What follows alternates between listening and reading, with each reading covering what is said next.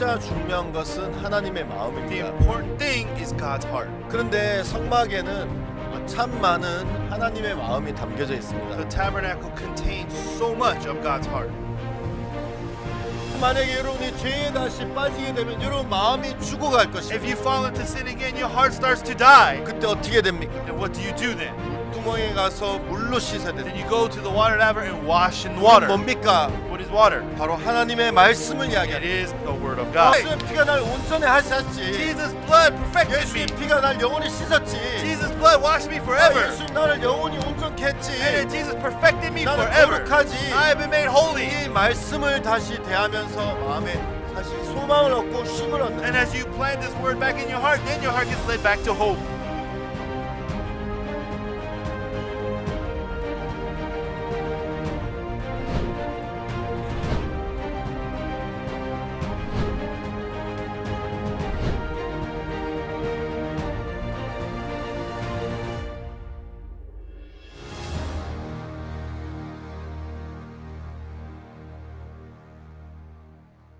여러분 안녕하십니까? सबको जय मसीह की 막 네 번째 시간입니다. और ये मिलाप तंबू का चौथा सत्र है।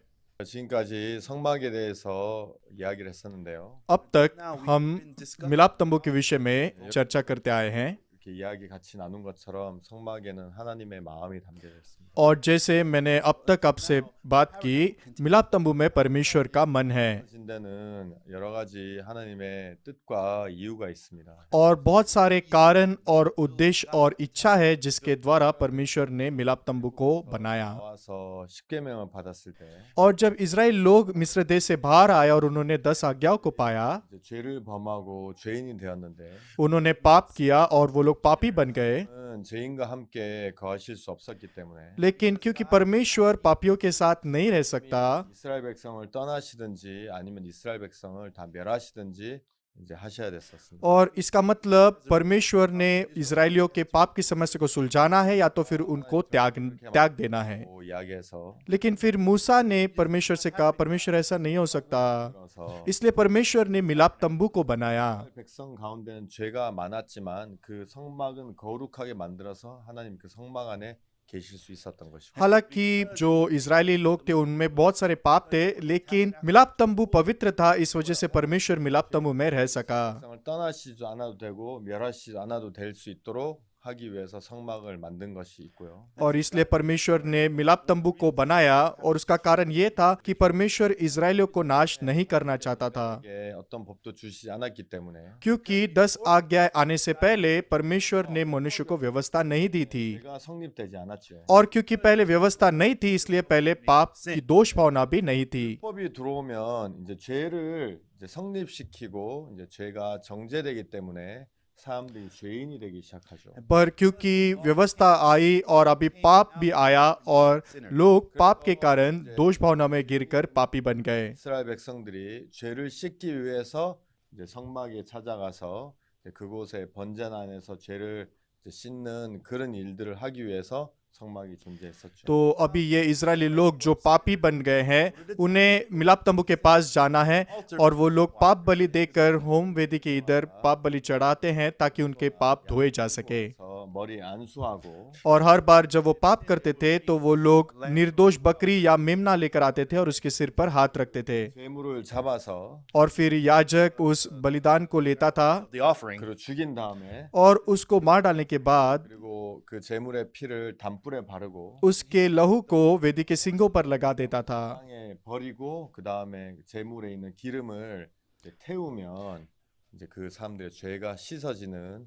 이제 그 법칙이 있었죠. और फिर व्यवस्था ऐसे कहती थी कि बाकी का बचा हुआ लहू वेदी के पाए पर डाल दिया जाता था और सारी चीजें लेकर होम वेदी पर जलाई जाती थी। 이루어진 것입니다. और ये सभी बातें मिलाप तंबू में की जाती थी। 하지만 하나님은 우리에게 과거에 있었던 일만을 위해서 성막을 지은 것도 아니고 성경에 기록하신 것도 아닙니다. लेकिन परमेश्वर हमें केवल लंबे समय पहले क्या हुआ ये बताने के लिए परमेश्वर मिलाप तंबू को हमें बताया है, ऐसा नहीं। 백성들을 위해서 이제 성막이 지어진 이유였고요. और निश्चित ही ये कारण था कि परमेश्वर ने उस समय के इजरायलियों के लिए मिलाप तंबू को बनाया। 더 중요한 우리에게 직접적인 영향을 주는 그런 이유도 있습니다. लेकिन एक और बड़ा और मुख्य कारण और उद्देश्य ये भी था कि वो हमें भी प्रभावित करे। 예수 그리스도를 이 땅에 구세주로 세우셔서 और इसलिए जब परमेश्वर ने यीशु को इस दुनिया का उद्धारकर्ता करके स्थापित किया 보내셔서 우리의 죄를 대신해서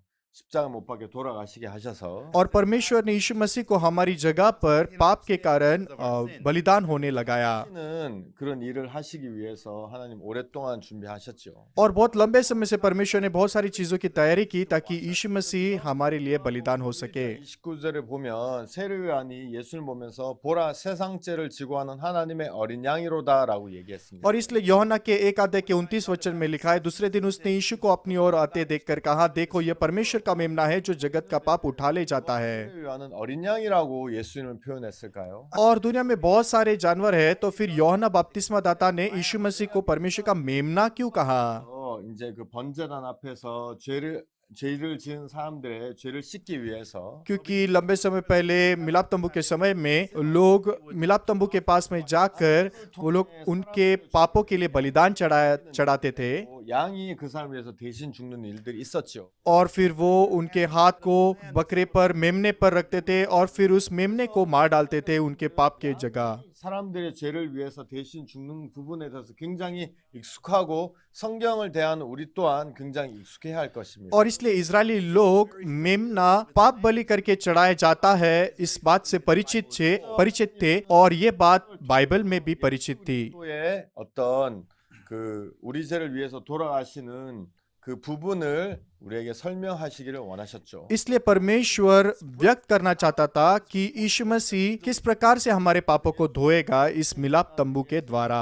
시면서 인류의 모든 죄가 예수님에게로 넘어가고 और जैसे यीशु यूहन्ना बपतिस्मा दाता के पास में आया बपतिस्मा पाने के लिए, सारे जगत का पाप यीशु मसीह पर लादा गया। 하는 하나님의 어린 양이로다라고 इ야기한 것입니다. और फिर यूहन्ना ने उस यीशु को देखकर कहा, देखो परमेश्वर का मेमना जो जगत के पाप को उठा ले जाता है। 죄를 지고 이제 죽음으로 죽었기 때문이죠. और ये इसलिए है क्योंकि मेमना पापी का पाप उठाकर पापी के लिए मरता था। 그것뿐만이 아니라 और केवल उतना ही नहीं, 제사장들이 이제 이스라엘 백성들의 한 명 한 명의 개인의 죄를 사할 때는 번제단에만 다 사했지만 और व्यक्तिगत रीति से जब व्यक्तिगत पाप के लिए याजक पापी को होम वेदी के पास में ले जाता था और वहां पर पाप सुलझाता था, लेकिन 7वें महीने के 10वें दिन 이스라엘 백성의 모든 사람의 죄를 사하는 일을 하지요. जो महायाजक है वो समस्त इज़राइल के सभी पापों को धोने का काम उस दिन करता था। 그리고 तो उस दिन भी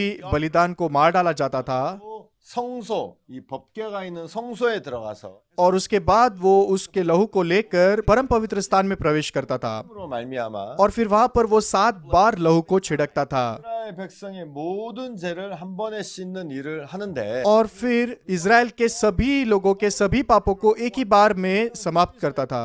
और यदि हम लोग इब्रानियों के पुस्तक में देखते हैं 그래서 자기 피를 들고 하늘의 성소에 올라가셨다는 이야기가 나오죠. और वहां पर बहुत साफ रीति से बताया है कि यीशु मसीह ने अपने खुद का लहू लेकर स्वर्ग के मिलाप तंबू में प्रवेश किया। 양이 아니라 ऐसा नहीं है कि एक एक व्यक्ति ने एक एक व्यक्तिगत रीति से मेमने को लाया है, 돌아가시는 예수님을 ना타내시는 거죠. और ये प्रकट करता है उस यीशु मसीह को जो सभी लोगों के पापों के लिए मरा। 히브리서를 한번 찾아보겠습니다. क्योंकि ये बात मैंने आपको बताई, इसलिए इस समय में हम इब्रानियों के पुस्तक में जाने वाले हैं। 10절에 보면 यदि आप इब्रानियों के 9 अध्याय के 11 वचन को देखते हैं, 그리스도께서 장래 좋은 일에 대제사장으로 오사 손으로 짓지 아니한 곧 이창조에 속하지 아니한 더 크고 온전한 장막으로 말미암아 परंतु जब मसीह आने वाली अच्छी अच्छी वस्तुओं का महायाजक होकर आया तो उसने और भी बड़े और सिद्ध तंबू से होकर जो हाथ का बनाया हुआ नहीं, अर्थात इस सृष्टि का नहीं। 이 세상에 이 땅에 대제사장으로 오셨고 तो यीशु मसीह इस दुनिया का महायाजक बना 짓지 아니하고 창조에 속하지 아니하고 더 크고 온전한 장막이라고 얘기해요. और यहाँ पे बताया गया है कि जो हाथ का बनाया हुआ नहीं, अर्थात इस सृष्टि का नहीं, इस प्रकार के तंबू से होकर। 모세가 지은 그 성막이 있고 और एक ऐसा तंबू है जो मूसा ने बनाया, 하나님이 하늘나라에 있는 성막이 있었어요. और एक ऐसा भी तंबू है जो स्वर्ग में है, जो परमेश्वर ने बनाया है। 그래서 율법을 받을 때 40일 낮 40일 밤 동안 있었는데 जब मूसा ने परमेश्वर से व्यवस्था को पाया सीनै पहाड़ पर, उस समय में वो 40 दिन 40 रात वहां पर था। 하늘에 있는 성막을 보여주시고 거기 있는 식양들을 다 알려주셨어요. परमेश्वर ने उसे केवल व्यवस्था नहीं दी, बल्कि परमेश्वर ने उसे मिलाप तंबू को भी दिखाया कि उसको कैसे वो बनाए। 성막이 있고 하늘의 성막이 두 개가 있는데 तो इसलिए दो मिलाप तंबू है, एक जो मूसा ने बनाया, दूसरा जो स्वर्ग में है। 손으로 짓지 아니하고 창조에 속하지 아니하고 더 크고 온전하다고 얘기했으니까 और यहाँ पर कहा गया है जो हाथ का बनाया हुआ नहीं, अर्थात इस सृष्टि का नहीं, इस प्रकार से बड़ा और सिद्ध तंबू। 를 이야기하는 इसका मतलब ये तंबू वो है जो स्वर्ग में है। 땅에 있는 성막은 जो तंबू इस पृथ्वी पर है, 죄를 사해도 시간이 지나면 다시 또 죄를 사해야 되고 हालांकि आप आपके पापों को वहां पर धो सकते हैं, लेकिन जैसे समय बीतता है तो आपको पाप दोबारा धोने पड़ते हैं, और जब और समय बीत जाता है तो आपको फिर से पाप धोना पड़ता है, 때문에 क्योंकि ये समय के अंदर है। इसलिए 지나면 모든 능력이 사라지게 되죠. और जैसे समय बीत जाता है उसकी शक्ति भी चली जाती है। 9장 11절에서 이야기하는 성막은 하늘에 있는 성막인데 परंतु इब्रानियों के 9 अध्याय के 11 वचन में जो मिलाप तंबू है वो स्वर्ग का मिलाप तंबू है। 시간이 없기 때문에 और स्वर्ग के तंबू में, क्योंकि स्वर्ग में समय है ही नहीं, 이것이 영원하지요. इसलिए वहां पर सभी चीजें अनंत है। 대제사장 성막에서 이스라엘 백성의 죄를 씻는 그 제사장으로 오셔서 और यीशु मसीह महायाजक था जो इस दुनिया में आया सभी मनुष्य के सभी पापों को धोने के लिए, 피로 아니하고 오직 자기 피로 영원한 속죄를 이루사 단번에 성소에 들어가셨는데 और ऐसा कहा गया है और 12 वचन में, और बकरों और बछड़ों के लहू के द्वारा नहीं पर अपने ही लहू के द्वारा एक ही बार पवित्र स्थान में प्रवेश किया और अनंत छुटकारा प्राप्त किया। 이스라엘 백성들의 죄를 씻기 위해서 피를 들고 성소에 들어갔는데 और महायाजक इजरायलियों के पाप को धोने के लिए लहू को लेकर परम पवित्र स्थान में प्रवेश करता था, और क्योंकि यीशु भी महायाजक था, 땅에 있는 성막이 아니라 시간이 없는 영원한 하늘에 있는 성막에 들어가셔서 और उसने पृथ्वी के मिलाप तंबू में प्रवेश नहीं किया बल्कि स्वर्ग के मिलाप तंबू में प्रवेश किया, जहाँ पर समय नहीं है, जो अनंत है। और उसने बकरों और बछड़ों के लहू को नहीं लिया, 가지고 가신 거예요. यीशु ने अपने खुद के लहू को लिया। 여러분이 이야기를 들으면서 머릿속에서 상상을 한번 해보십시오. और मैं आशा करता हूँ कि जैसे आप सुन रहे हो आप इस विषय में कल्पना भी करो। मिलाप तंबू है 거기에 대제사장으로 들어가시고 계시 और यीशु महायाजक बनकर उस तंबू में प्रवेश कर रहा है। 아니라 모세가 지은 성막이 아니라 영원한 하늘나라에 있는 성막인데 और याद रखिए कि ये तंबू पृथ्वी पर बनाया हुआ, मूसा ने बनाया हुआ तंबू नहीं, बल्कि वो स्वर्ग में बनाया हुआ, परमेश्वर ने बनाया हुआ तंबू है। 예수님의 피를 들고 제사장으로서 성소에 들어가셔서 피를 뿌리셨죠. और यीशु के हाथ में बकरे और बछड़ों का लहू नहीं है बल्कि अपना खुद का लहू लेकर वो अभी परम पवित्र स्थान में परमेश्वर के सामने प्रवेश कर रहा है। 뿌리면 이스라엘 모든 사람의 죄를 씻었던 것처럼 लंबे समय पहले जैसे महायाजक लहू छिड़कता था और सभी इजरायलियों का पाप धोया जाता था, 그로서 자기 피를 가지고 영원한 성소에 들어가셔서 피를 뿌렸다고 히브리서 9장 11절 12절은 이야기합니다. और यहाँ पर इब्रानियों के 9 अध्याय का 11 और 12 वचन बताता है कि कैसे यीशु मसीह ने स्वर्ग के मिलाप तंबू में उसके लहू को लेके जाके वहां पर उसके लहू को उसने छिड़का। 영원한 속죄를 이루사 그렇게 말씀하고 있습니다. और इसलिए कहा गया है बहुत ही स्पष्ट रूप से इब्रानियों के 9 अध्याय के 12 वचन में कि उसने हमारे लिए अनंत छुटकारा प्राप्त किया।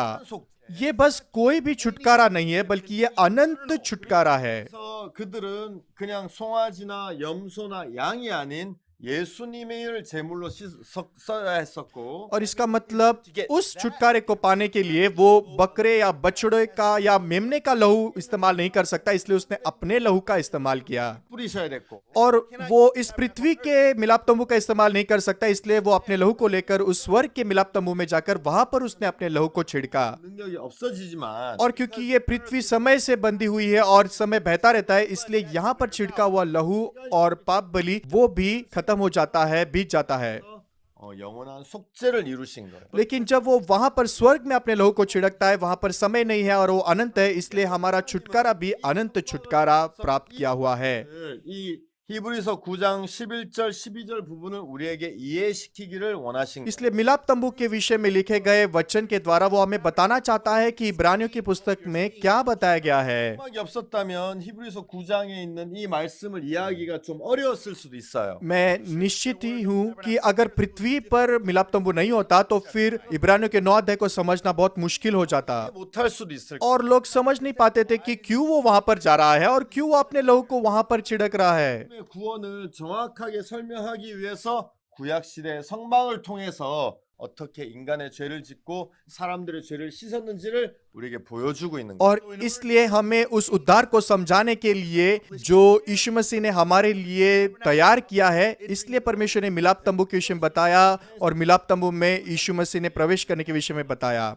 और भी अलग अलग उद्देश्य है जिससे परमेश्वर ने मिलाप तंबू को बनाया। 지난번에는 성막에 대해서 이야기했었는데 और पिछले बार जब हमने मिलाप तंबू के विषय में बात की थी, 부분에 대해서 조금씩 한번 이야기해 보도록 하겠습니다. और मैं फिर से उन भाग के विषय में बात करना चाहता हूं जो हमने पहले ही बात किए हुए हैं। 이제 큰 직사각형, 길쭉한 사각형의 형태를 띠고 있고 और मिलाप तंबू एक आयत आकार का बनाया हुआ है 남북으로는 100규빗, 그다음에 동서로는 50규빗의 크기를 가지고 और दक्षिण और उत्तर का जो बाजू है वो 100 हाथ का है और पूरब और पश्चिम 50 हाथ के आकार का है, नाप का है। 뜰을 하는 그 기둥 펜스라고 얘기하는데 이 기둥이 이제 5규빗마다 하나씩 박혀 있어요. और इस प्रकार के स्तंभ लगाए गए थे, खंबे लगाए गए थे जिससे बाहर का बाड़ा बनाया जाता था, बाहर का बाड़ा बनाया गया था। 기둥 그다음에 동서로는 이제 10개의 기둥이 이제 और मिलाप तंबू जो है वो एक आयत आकार का बनाया हुआ है। दक्षिण और उत्तर का भाग 100 हाथ का है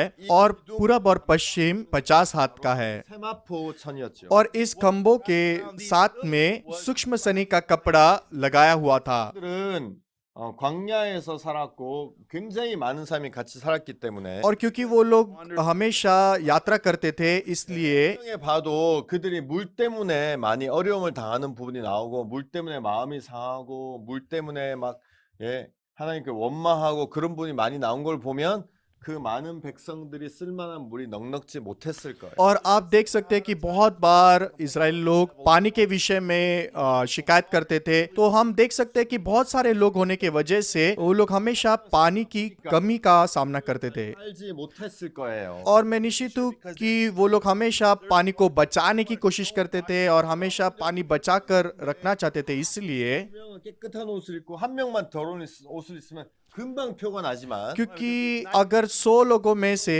99 लोग बहुत ही साफ कपड़े पहने हुए हैं और एक ही व्यक्ति गंदा कपड़ा पहना है, तो फिर बहुत आसानी से हम उस व्यक्ति को देख सकते हैं, जान सकते हैं। 스스로 잘 모르는 것처럼 लेकिन अगर सभी लोग गंदे कपड़े पहने हुए हैं तो फिर कोई भी फर्क नहीं बता सकता। 또 한 명만 더럽고 나머지 다 깨끗하면 더러운 사람 눈에 딱 띄지만 और लोगों के बीच में भी अगर सभी लोग अच्छे हैं और एक ही व्यक्ति गंदा है, तो फिर वो गंदा व्यक्ति बहुत ही साफ रीति से हम उसको देख सकते हैं। 서 있기 때문에 자기가 하나님 앞에 얼마나 더러운지를 잘 모르죠. लेकिन पापी पापियों के साथ में रहते, इसलिए पापी नहीं जान पाते कि वो लोग कितने बड़े पापी हैं। 앞에 오면 거기에 하얀 세마포천을 보면 लेकिन जब आप मिलाप तंबू के पास जाते हो तो आप उस सफेद रंग के उस सूक्ष्म सनी के कपड़े को देख सकते हो 열심히 하고 난 깨끗하게 하려고 했었는데 और आपको समझ में आता है, मैंने बहुत कोशिश की साफ सुथरा रहने की, 깨끗하게 하려고 했었는데 야 난 진짜 깨끗하지 못하고 지저분하구나 이거를 금방 알 수 있는 것처럼 और मैंने सचमुच में बहुत कोशिश की अपने आप को साफ रख के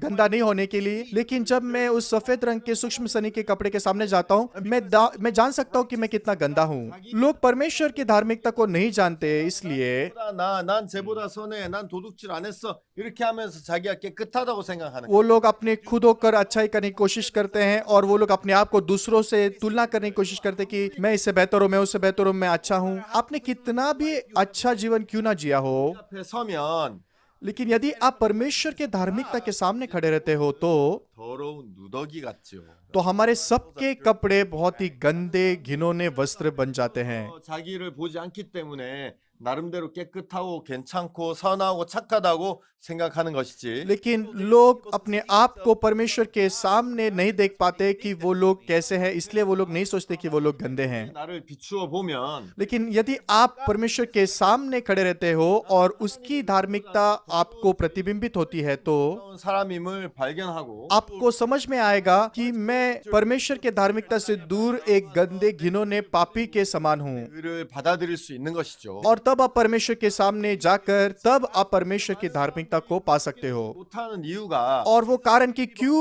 आज बहुत सारे लोग धर्मी नहीं बन पाते, 할 수 있는 능력이 되지 않기 때문이 아니라 ये इसलिए नहीं क्योंकि परमेश्वर के पास हमें धर्मी बनाने की शक्ति नहीं है, 그래서 내가 스스로 의롭다고 생각하기 때문에 예수님이 나를 위해 준비하신 의를 받아들이지 못하는 것이죠. क्योंकि लोग सोचते हैं कि वो लोग पहले ही बहुत ही अच्छे हैं और धर्मी है, इसलिए वो लोग यीशु मसीह पर विश्वास करके परमेश्वर की धार्मिकता को नहीं पाते। 그렇다면 यदि मैं सच में जानूं कि मैं गंदा हूं 하나님의 의에 비하면 난 너무 더럽고 추하다고 생각한다면 और मैं सचमुच सोचूं कि मैं परमेश्वर की धार्मिकता की तुलना में बहुत ही गंदा और घिनौना हूं, 하나님 예수님의 의를 받아들일 수 있게 되는 것이죠. तो फिर वो व्यक्ति तुरंत ही परमेश्वर की धार्मिकता को, यीशु की धार्मिकता को स्वीकार करेगा। 마지막에 뜰의 포장은 세마포로 되어 있고 और इसलिए मिलाप तंबू का जो बाड़ा है वो सफेद रंग के सूक्ष्म सनी के कपड़े से बनाया हुआ है। लेकिन यदि आप पूरब की ओर जाते हो 이게 이제 문이 있어요. तो उस आयत आकार के पूरब की ओर मिलाप तंबू का द्वार है 서쪽은 50 규빗으로 되어 있는 और पूरब और पश्चिम की ओर 50 हाथ का नाप है 문은 가운데 있고 크기는 20 규빗이. और द्वार बीचों बीच है और उसका नाप 20 हाथ है। 그래서 이제 가운데 20 규빗이니까 한쪽 가에는 15 규빗, 한쪽 가에는 15 규빗. क्योंकि उसके बीच में वो 20 हाथ का दरवाजा है, इसलिए उसके दाहिनी ओर 15 हाथ का नाप है और बाई ओर 15 हाथ। 세마 그 포장은 세마포로 돼 있는데 और निश्चित ही पूरा जो बाड़ा है वो सफेद रंग के सूक्ष्म सनी के कपड़े से बनाया हुआ है 자색 가늘게 꼰 배실로 만들어져 있어요. और जो द्वार है वो नीले, बैंगनी, लाल और सूक्ष्म सनी के कपड़े से बनाया हुआ था। 세마포로 감싸져 있는데 문만 청색, 자색, 홍색 가늘게 꼰 배실 이렇게 화려한 색으로 돼 있으니까 금방 찾을 수 있겠죠. और क्योंकि सभी बाड़े की ओर सिर्फ सफेद रंग का सूक्ष्म सनी का कपड़ा है और केवल एक ही जगह पर नीला, बैंगनी, लाल और सूक्ष्म सनी का कपड़ा दिखाई दे रहा है, तो बहुत ही आसानी से आप उसको देख सकते हैं। तो ये मिलाप तंबू का द्वार भी यीशु मसीह को दर्शाता है। 자색, 가늘게 꼰 배실 이 모든 이 네 가지의 색도 바로 예수님을 나타내죠. और ये नीला, बैंगनी, लाल और सूक्ष्म सनी का कपड़ा, ये सब रंग भी यीशु मसीह को दर्शाते हैं। 하나님의 모습을 나타. तो नीला रंग यीशु मसीह परमेश्वर के रूप में प्रकट होता है, इसे दर्शाता है। 예수님을 인간의 모습을 나타내고. और लाल रंग जो है वो यीशु मसीह के मनुष्य के रूप को दर्शाता है। 왕의 모습. बैंगनी रंग यीशु मसीह के राजा के स्वरूप को दर्शाता है 온 배실은 예수님을 종의 모습으로 나타내고. और सूक्ष्म सनी का जो रंग है वो यीशु मसीह के सेवक के स्वरूप को दर्शाता है। 모습은 바로 사복음서에서도 연결이 되는. तो ये चार अलग अलग प्रकार के जो सामग्री है वो चार सुसमाचार की पुस्तक को दर्शाते हैं। 누가복음, तो हम देख सकते हैं कि नीला रंग योहन्ना के सुसमाचार को दर्शाता है और नीला लूका के सुसमाचार को और बैंगनी मत्ते के सुसमाचार को 꼰 배실은 마가복음이죠. और फिर सूक्ष्म सनी का जो सामग्री है वो मरकुस के सुसमाचार को दर्शाता है। 색깔인데 각자 나타내는 예수님의 모습이 다 다른데. और फिर इस चार रंगों में यीशु मसीह के चारों भी स्वरूप अलग अलग है, विभिन्न है। 인간. तो नीला रंग परमेश्वर को दर्शाता है, लाल रंग मनुष्य को दर्शाता है। 하나님의 모습도 가지고 계시고 인간의 모습도 가지고 계시고. हाँ, यीशु मसीह परमेश्वर के स्वरूप को भी लिए हुए हैं और मनुष्य के स्वरूप को भी लिए हुए हैं। हम भी वैसे ही हैं। 말씀을 받아들이면 여러분 예수님처럼 능력 있는 사람이 되고. यदि हम यीशु मसीह के शब्दों को स्वीकारते, प्राप्त करते हैं, तो फिर हम भी यीशु मसीह के जैसे शक्तिशाली बन जाते हैं। 부족하다는 마음을 받아들이면 여러분 아무것도 아닌 인간으로 머물 수밖에 없어요. लेकिन यदि हम हमारे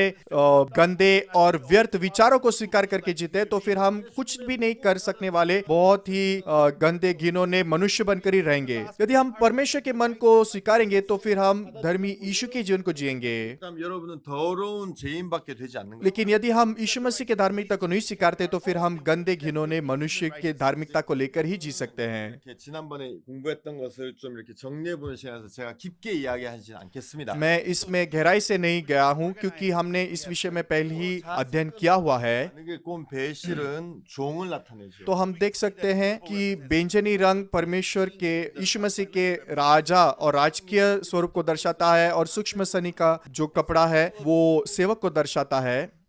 바늘에 꼰 배실은 이 실을 바늘에 꼽아서 이제 이 실이 바늘을 따라서 바늘이 가는 어디든지 가는 그 모습. तो सूक्ष्म सनी जो है वो एक सुई जिसमें धागा लगाया गया है और वो सुई जहाँ कहीं जाती है वो धागा उसके पीछे पीछे जा सकता है। ये सेवक के स्वरूप को दर्शाता है। हाँ, यीशु मसीह राजा था लेकिन उसी समय में यीशु सेवक भी था। 어떻게 왕이 되셨는지. यीशु राजा कैसे था? 왜냐면 예수님 이 땅에 종의 모양으로 오셨고 लेकिन फिर भी यीशु सेवक के स्वरूप में इस दुनिया में आया 죽기까지 복종하셨고 और हम देख सकते हैं कि यीशु ने मरने तक आज्ञा मानी 예수님을 왕으로 삼으셨다는 이야기가 성경에 기록되어 있지요. और ऐसा भी बताया गया कि परमेश्वर ने यीशु को राजा के स्वरूप में स्थापित किया 왕이 되려고 하죠. और लोग राजा बनना चाहते हैं 누구도 종이 되려고 하지 않습니다. लेकिन कोई भी सेवक बनना नहीं चाहता। 성경을 보면 परंतु यदि आप बाइबल में देखते हो 예수님은 종이 되었기 때문에 하나님이 그를 왕으로 삼으신 거예요. क्योंकि यीशु सेवक बनकर यहाँ आया इसलिए परमेश्वर ने उसे राजा के स्वरूप में स्थापित किया।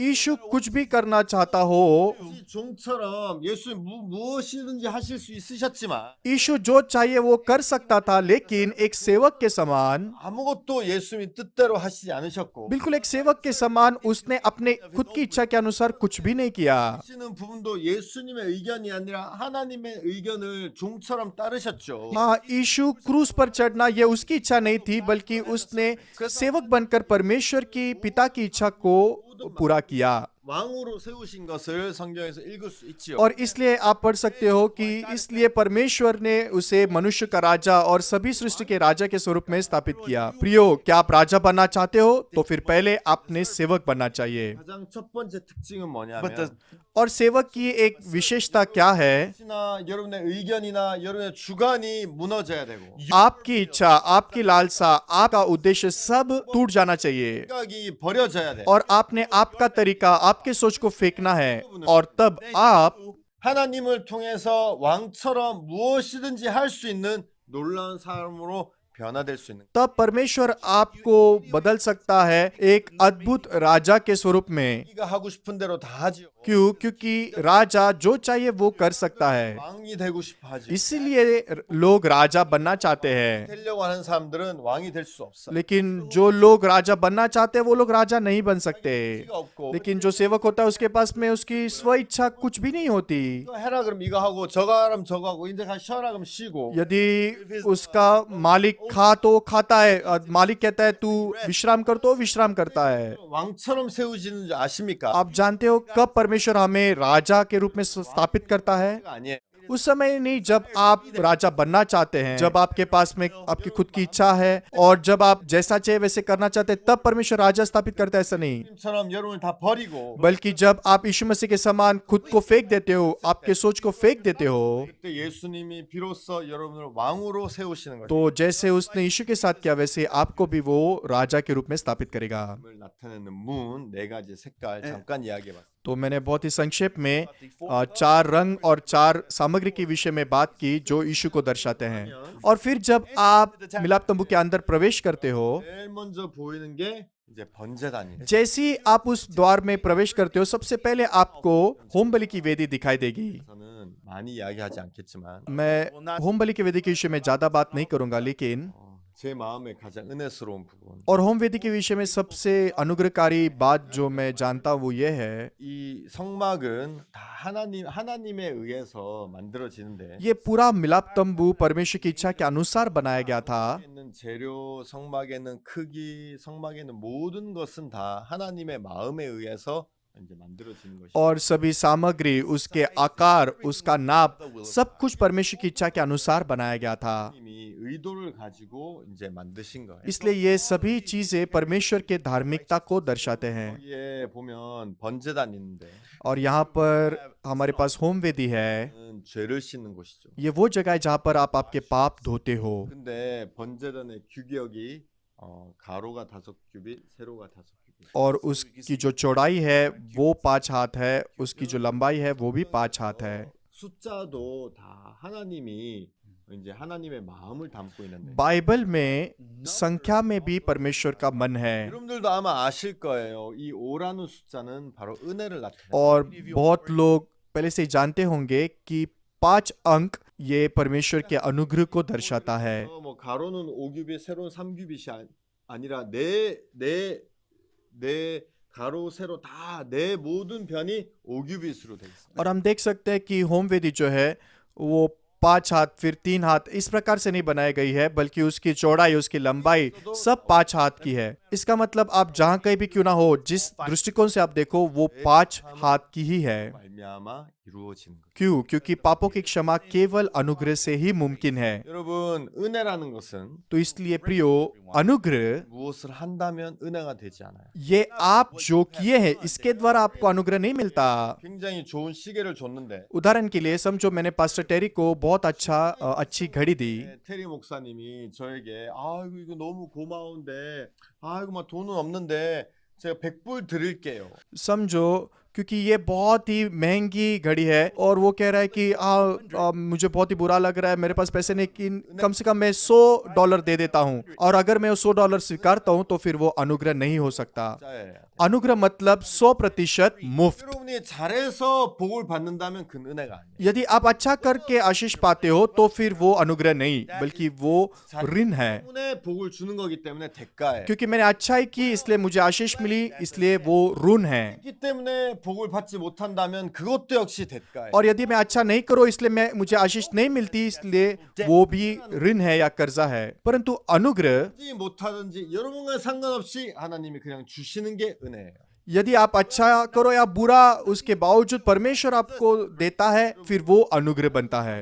은혜에 대해서 잘못 이해하고 있을 और आज इस संसार में बहुत सारे लोग हैं जो अनुग्रह को पूरी तरह से नहीं समझ पाते। 잊기 위해서는 내가 뭘 잘해야 된다고 생각해요. और बहुत लोग कहते हैं कि अनुग्रह को पाने के लिए मैंने अच्छा करना चाहिए। 어떤 사람들은 내가 교회도 열심히 나가야 되고 11조도 내야 되고 봉사해야 되고 이것도 해야 되고 저것도 해야 된다고 생각해요. बहुत लोग कहते हैं कि मैंने चर्च में परिश्रम से जाना चाहिए, मैंने बहुत ही वॉलंटियर काम करना चाहिए, मैंने बहुत ही अच्छा जीवन जीना चाहिए, तब मैं अनुग्रह पाऊंगा। मैं ये नहीं कह रहा हूँ कि दान दशांश देना या वॉलंटियर का काम करना बुरा है, 은혜를 입으려는 마음은 안 좋은 마음. परंतु इस मन से हमने ये करना कि मुझे अनुग्रह मिलेगा, उस मन से परमेश्वर खुश नहीं है। 우리에게 은혜로 모든 걸 주시길 원하시지. क्योंकि परमेश्वर हमें सब कुछ अनुग्रह से देना चाहता है। 어떤 하나님 주신 어떠한 값도 받길 원치 아니하시고 और परमेश्वर नहीं चाहता कि हम किसी के लिए भी कीमत चुकाए जो भी वो हमको दे रहा है। इसलिए पाप के विषय में भी 잘했기 때문에 죄사함 얻으려고 한다면 여러분 죄사함을 절대 얻을 수 없을 거예요. यदि आप कुछ तो अच्छा करके पापों की क्षमा को पाने की कोशिश करें तो फिर आप कभी भी पापों की क्षमा नहीं पा सकते, 100% 여러분에게 하시는 거예요. क्योंकि ये मैं जो कर रहा हूँ उसके द्वारा नहीं, बल्कि 100% परमेश्वर की ओर से अनुग्रह है। और ये अनुग्रह है मतलब 모든 सा람이 100% 일을 하는 ये देने वाले के द्वारा दिया गया अनुग्रह है। 받는 사람은 1%도 일하면 안 돼요. इसका मतलब पाने वाला उसने 1% भी कुछ भी काम नहीं करना चाहिए। 그래서 100% 일하셔야 되고 इसका मतलब यीशु मसीह ने हमारे पापों की क्षमा के लिए 100% काम करना चाहिए।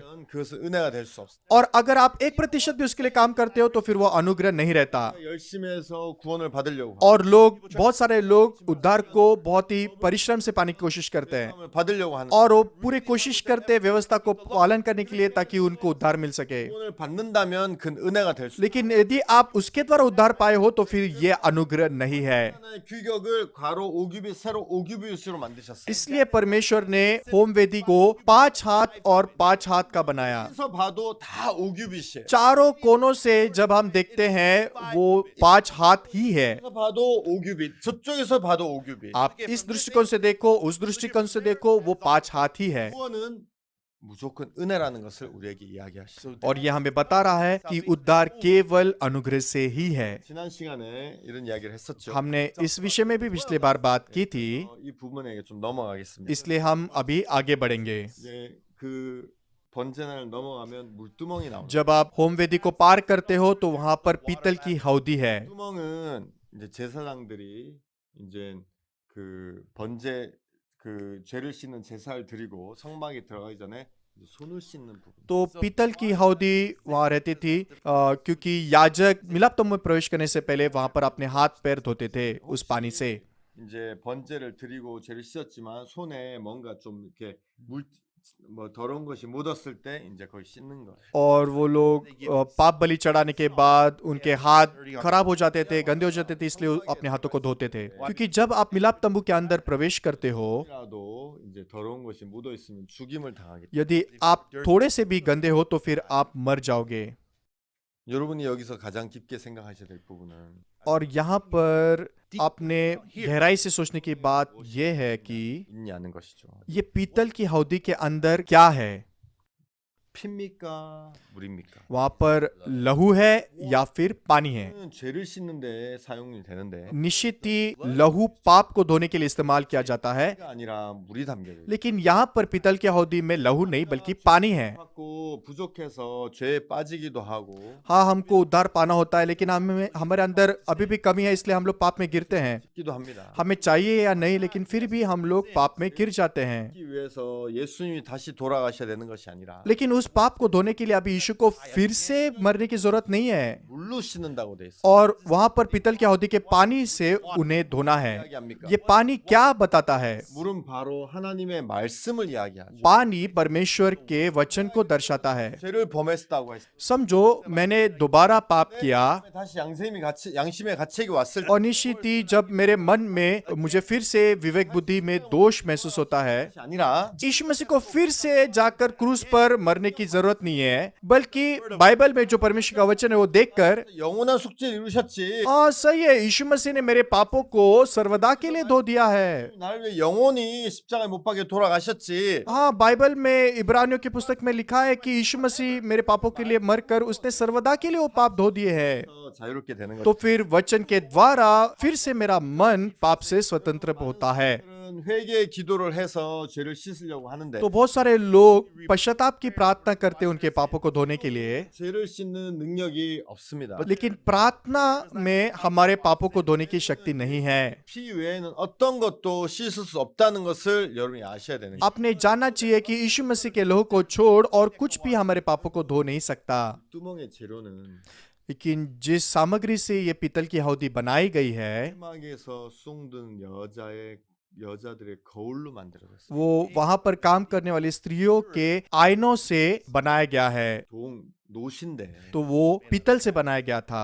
그때는 지금처럼 좋은 이 유리를 만드는 기술이 없어서 이제 이 노스를 아주 반짝반짝하게 닦아서 이제 그걸 가지고 거울을 썼던 것 같아요. और मैं निश्चित ही कि उस समय में तकनीक नहीं थी, इस वजह से वो लोग पीतल को बहुत अच्छे से घिस घिस कर उसको चिकना बना देते थे ताकि उसको आईने के रूप में इस्तेमाल किए करे। मैं ऐसा व्यक्ति नहीं जो आसानी से आईने में देखता हूँ, 보면서 뭐 화장도 하고 लेकिन मेरी पत्नी आईने का इस्तेमाल बहुत करती मेकअप करने के लिए, और फिर वो अपने बालों को भी सुखाने के समय में आईने का इस्तेमाल करती है। 이빨에 뭐 있는지 이런 게 거울 보고 이렇게 하기도 하고 और फिर कुछ खाने के बाद वो अपने दांतों को भी जांचती है आईने में देखकर कुछ अटका हुआ है कि नहीं। 뭐 묻은 게 없는지 화장이 잘 되는지 이런 일들을 하죠. और निश्चित ही आईना जो है वो दिखाता है कि मेरे चेहरे पे कुछ लगा है कि नहीं, या तो फिर मेकअप अच्छे से हो रहा है कि नहीं। 내가 잘못된 부분을 고치는 것이죠. तो आईना इस्तेमाल किया जाता है मेरे कमियों को देखने के लिए ताकि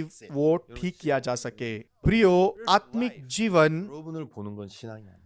आपने खुद को देखना ये आत्मिक जीवन नहीं है। 신앙은 예수 그리스도를 보는 게 신앙이죠. आत्मिक जीवन केवल यीशु मसीह की ओर देखना है। 여러분이 죄를 위해서 무슨 일을 했는지를 보는 것이 아니라 आत्मिक जन तब शुरू नहीं होता जब आप देखते हो कि आपने पापों को धोने के लिए क्या किया है, 여러분의 죄를 위해서 무엇을 했는지를 보는 것이고 और ये उस समय शुरू होता है जब हम देखते हैं कि यीशु मसीह ने हमारे पापों के लिए क्या किया है। 죄가 있는지 없는지를 보는 게 아니라 आत्मिक जीवन ये नहीं है कि आपने खुद को देखना कि मेरे पास पाप है या नहीं, 그래서 예수님이 어떻게 일하셨고 얼마나 완벽하게 일하셨는지를 보는 게 신앙이지요. आत्मिक जीवन ये है कि यीशु मसीह ने कितने परिपूर्णता से और सर्वदा के लिए मेरे पापों को धो दिया है। 또 자기를 고치고 자기를 다듬는 그 거울을 녹여서 물두멍을 만든 것처럼 और जैसे उन्होंने उन सभी पीतल के आयनों से उसको पिघलाकर वो पीतल की हौदी को तैयार किया और उसको बनाया। 을 보기를 원치 아니하시죠. परमेश्वर नहीं चाहता कि हम हमारे आत्मिक जीवन को केवल खुद की ओर देखते हुए जिए, 또 때때로 제 모습을 볼 때가 있죠. और बहुत बार मैं खुद की ओर देखते हुए गिर जाता हूँ। 모습을 보면 저는 부족하고 जब मैं खुद की ओर देखता हूँ मुझ में बहुत कमियां हैं और मैं कमजोर हूँ 저는 믿음도 없고 और मेरे पास विश्वास भी नहीं है 사랑하는 마음도 없고 और मेरे पास परमेश्वर से प्रेम करने का मन भी नहीं है और मैं सुसमाचार भी प्रचार नहीं कर सकता।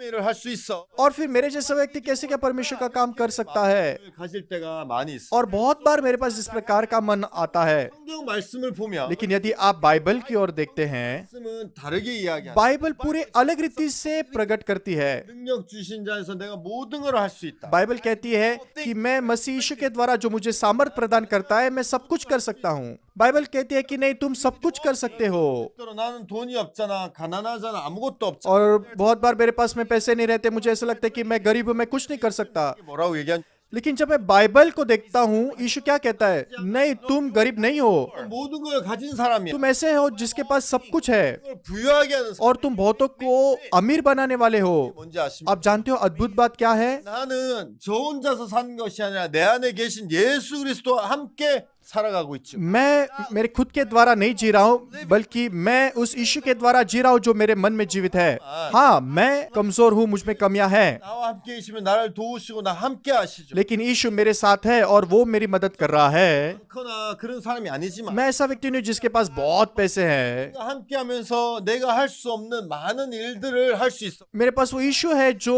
सब कुछ कर सकता है जो मैं नहीं कर सकता। 내가 그런 것들을 다 자세하게 이야기할 수 없지만 हालांकि मैं सब कुछ विस्तार से तो अभी बता नहीं सकता, 주님으로 말미암아 물질을 통해서 우리가 그 물질로 이제 많은 일들을 할 수 있었죠. निश्चित ही जो पैसे परमेश्वर ने हमारे चर्च को दिए हैं उसके द्वारा हम लोग बहुत सारे काम को कर सकते हैं। 물질을 보니까 굉장히 큰 물질을 내가 사용한 걸 볼 수 있어요. और मैं देख सकता हूँ कि जब मैं पूरे साल में हमने कितने पैसे इस्तेमाल किए वो हिसाब लगा तो वो बहुत बड़ी रकम है। 사람인데 लेकिन मैं ऐसा व्यक्ति नहीं हूँ जिसके पास बहुत पैसे हैं। 어떻게 이런 돈을 쓸 수 있었을까? फिर मैं कैसे इतने पैसे इस्तेमाल कर सका? 주님이 나와 함께 계시고 हाँ, क्योंकि यीशु मेरे साथ था। 성경 말씀이 맞구나. हाँ, तो फिर ये बाइबल बिल्कुल सही है। 또 보지만 성경 말씀은 जब मैं खुद को देखता हूँ मेरे पास पैसे नहीं है, लेकिन जब मैं बाइबल देखता हूँ, 많은 것을 가지고 모든 사람 부욕해 하는 사람이 बाइबल कहती है कि तुम्हारे पास सब कुछ है और तुम बहुतों को अमीर बना देते हो। 내가 부족하다는 마음을 가지고 돈이 없다는 마음을 가지고 움츠릴 수밖에 없고 और मैं केवल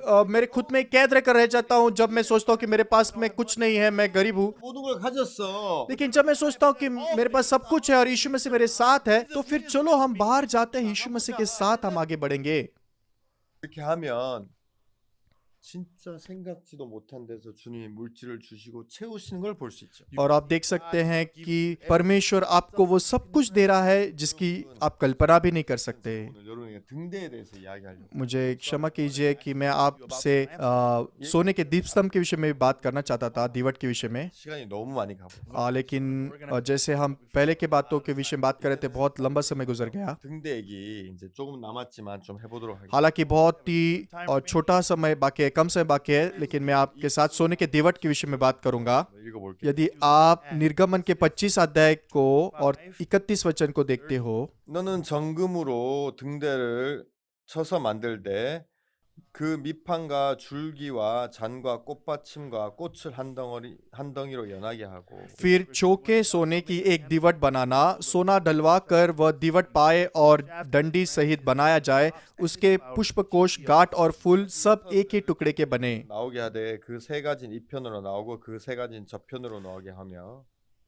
और उसके किनारों से 6 डालियां निकले, 3 डालियां तो दीवट के एक ओर से और 3 डालियां उसके दूसरी ओर से निकली हुई हो। other side. 이편 가지에 살구꽃 형상의 잔셋과 꽃받침 꽃이 있게 하고 저편 가지에도 살구꽃 형상의 잔셋과 꽃받침과 꽃이 있게 하여 등대에서 나온 6가지를 갖게 할지며 एक एक डाली में बादाम के फूल के समान 3-3 पुष्पकोश, एक एक गांठ और एक एक फूल हो। दीवट से निकली हुई 6 डालियों का यही आकार या रूप हो। 줄기에는 살구꽃 형상의 잔넷과 꽃받침과 꽃이 있게 하고 और दीवट की डंडी में बादाम के फूल के समान 4 पुष्पकोश अपनी अपनी गांठ और फूल समेत हो। 6가지를 위하여 꽃받침 있게 하되 2가지 아래 한 꽃받침 있어 줄기에 연하게 하며 2가지 아래 한 꽃받침 있어 줄기에 연하게 하며 또 2가지 아래 한 꽃받침 있어 줄기에 연하게 하고 और दीवट से निकली हुई 6 डालियों में से 2-2 डालियों के नीचे एक एक गांठ हो।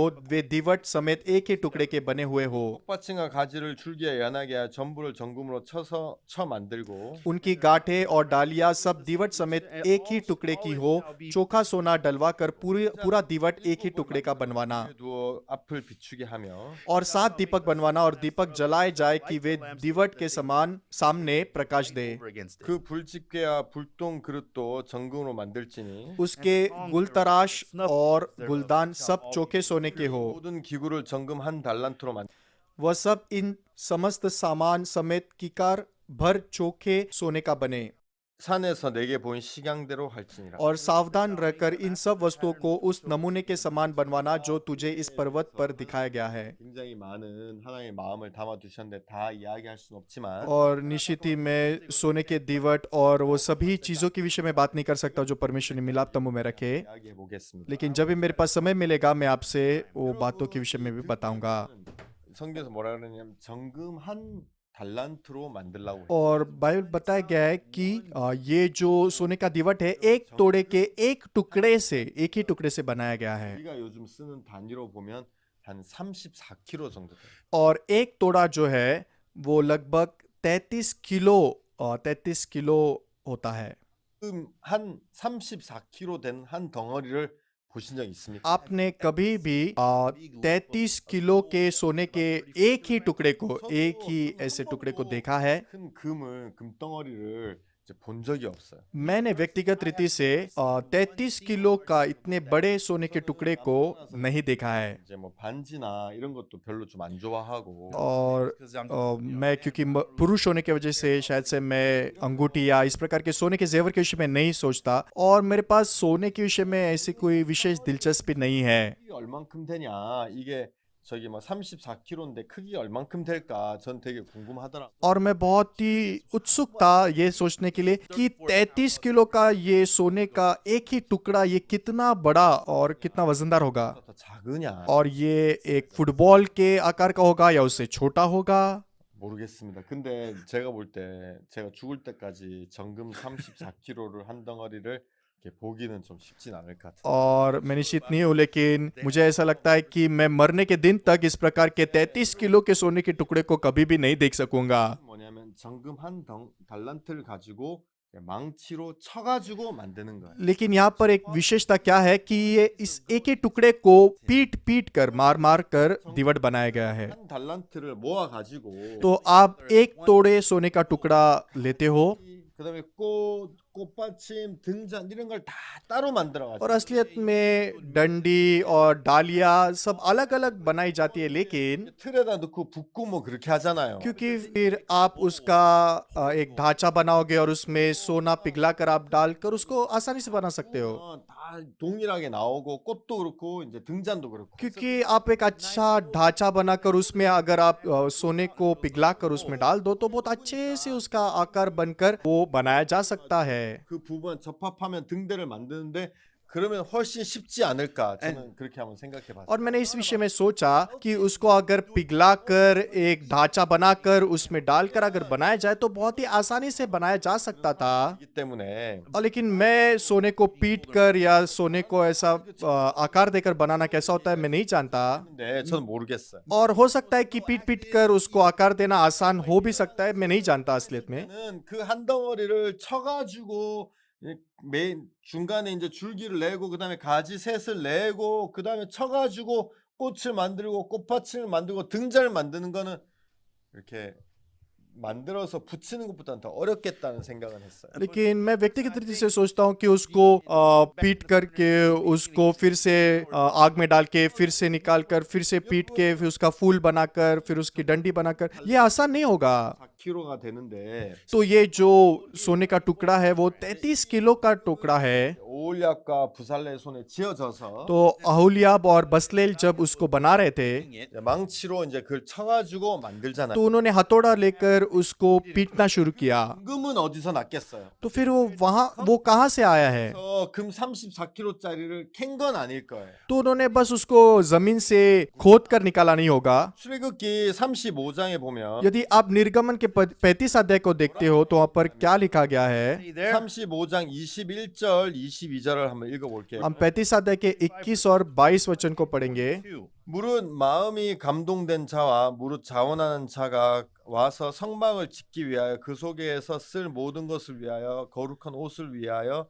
예물을 가져 여호와께 드렸으니 और जितनों को उत्साह हुआ और जितनों के मन में ऐसी इच्छा उत्पन्न हुई थी वे मिलाप वाले तंबू के काम करने और उसकी सारी सेवा और पवित्र वस्त्रों के बनाने के लिए यहोवा की भेंट ले आने लगे। 핀과 귀걸이와 가락지와 목걸이와 여러 가지 금품을 가져와 왔으되 사람마다 여호와께 금 예물을 드렸으며 क्या स्त्री क्या पुरुष जितनों के मन में ऐसी इच्छा उत्पन्न हुई थी वे सब जुगनू नतनी मुंदरी और कंगन आदि सोने के गहने ले आने लगे।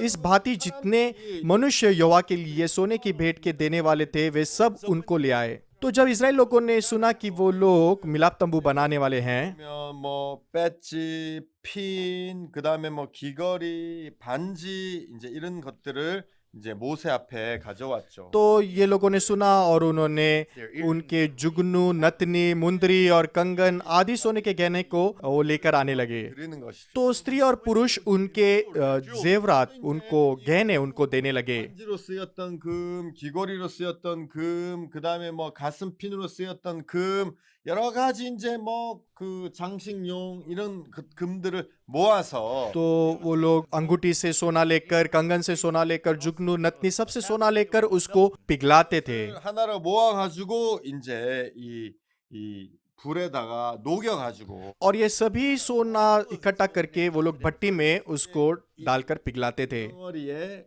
그 한 달란트가 되는 이 금을 만들었겠죠. और इस प्रकार से उन्होंने उस एक तोड़े 33 किलो के सोने के टुकड़े को बनाया। 그리고 이제 34kg 무게를 한 달란트 무게를 재가지고 그것만 이제 도가니에 넣고 녹였겠죠. और मैं निश्चित हूँ कि उन्होंने उसको पिघलाकर उसके बाद में उसका जो वजन है वो देखा ये 33 किलो हो गया, एक तोड़ा हो गया और फिर वो रुक गए। 금이 되는 거잖아요. और जब उसको ठंडा किया तो वो एक तोड़े का एक टुकड़ा बन गया, सोने का टुकड़ा बन गया। 정금으로 만든 등대는 예수 그리스도를 나타내지만 또한 교회와 성도들을 나타내죠. हाँ, ये सोना यीशु मसीह को दर्शाता है लेकिन ये सोना चर्च को संतों को भी दर्शाता है। 안에 주님의 일을 하기 위해서 모인 우리들은 और काम करने के लिए परमेश्वर ने हम सबको चर्च में इकट्ठा किया है। 다른 모습을 가지고 이곳에 오게 되죠. हाँ, हम सब लोग अपने अपने स्वरूप में चर्च के अंदर आए हैं। 어떤 금은 가락지로서, 어떤 금은 핀으로서, 어떤 금은 귀걸이로서, 어떤 금은 뭐 다른 장식품으로서 사람들에게서 온 것.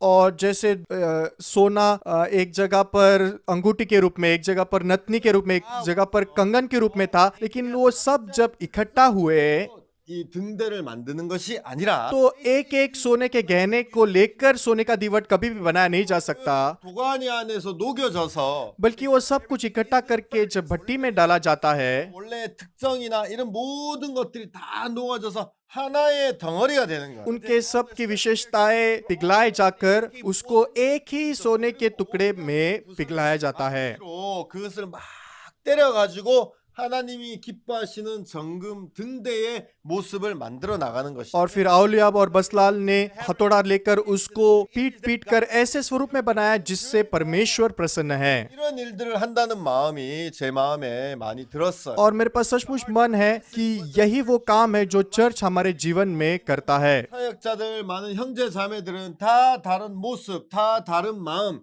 다 다른 생각, 자기가 가지고 있던 이런저런 마음들을 가지고 이곳에 모였는데 हमारे पास्टर्स, प्रचारक, भाई बहन सबके पास में अपने खुद के सोच, खुद के तरीके, खुद के चीजें होती है। 살아가면 주님의 일을 하거나 복음을 감당할 수 없게 되지요. लेकिन अगर हम लोग सभी लोग हमारे खुद के रास्ते, खुद के सोच के पीछे चलते रहे तो फिर हम परमेश्वर के काम को नहीं कर सकते। 마음을 깨뜨려서 इसलिए चर्च में परमेश्वर हमारे मनों को तोड़ता है, 이 아니라 हमारे खुद के स्वरूप से नहीं। 이 아니라 우리가 하나로서 교회 안에 우리를 하나로 만드시고 परमेश्वर चर्च में सभी लोगों को एक कर देता है। 아까 부살렐이 이 정금 이 등대는 이제 그곳에 불을 켜서 이 성막 안에 어두운 성막을 밝히는 일을 하는데 और ये जो सोने का दीवट है जो अहोलियाब और बसलेल ने बनाया है, वो उस मिलाप तंबू में उजियाला देने का काम करता है। 이 세상의 어두운 세상을 밝히는 복음의 빛을 비추는 일을 할 때에 और सोने का दीवट जो है वो इस दुनिया में सुसमाचार की ज्योति को फैलाने का काम करता है। 하나 만들어 나가시는 것이 और इस काम को पूरा करने के लिए परमेश्वर एक एक करके हमको बनाता है। 내가 교회 안에 있으면서 जैसे मैं भी चर्च में रहा, 이런 모습도 있고 저런 모습도 있고 부족하고 또 잘하는 모습도 있고 못하는 것도 있지만 हाँ मेरे पास में खुद का स्वरूप है जो